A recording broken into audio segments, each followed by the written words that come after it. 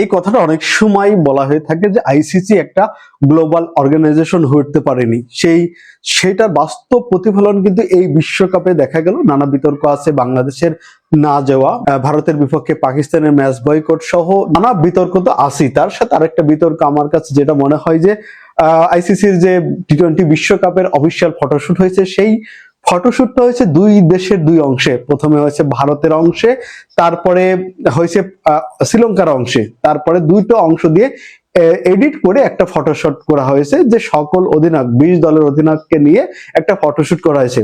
দেখুন ক্রিকেটের কতদিন হয়ে গেল যেখানে অনেকগুলো আসর হলো, যে এখানে 20টা দল অংশগ্রহণ করতে সারা বিশ্বব্যাপী একটা টুর্নামেন্ট খেলতেছে, যে ক্রিকেটটা বৈশ্বিক টুর্নামেন্ট বলা হয়, কিন্তু সেখানে 20টা দলের অধিনায়ককে এক জায়গায় করে একটা ফটোশুট করার মতো সুযোগ বা একটা ফটোশুট করার মতো ব্যবস্থা করতে পারে না আইসিসি। সেই আইসিসি কে আপনি কখনোই বৈশ্বিক টুর্নামেন্টের একটা সংস্থা তো বলতে পারেন না, বা গ্লোবাল অর্গানাইজেশন বলতে পারেন না। এটা স্পষ্ট বোঝাই যায় যে আইসিসি এখন পলিটিক্যাল বা রাজনৈতিক দ্বারা প্রভাবিত হচ্ছে।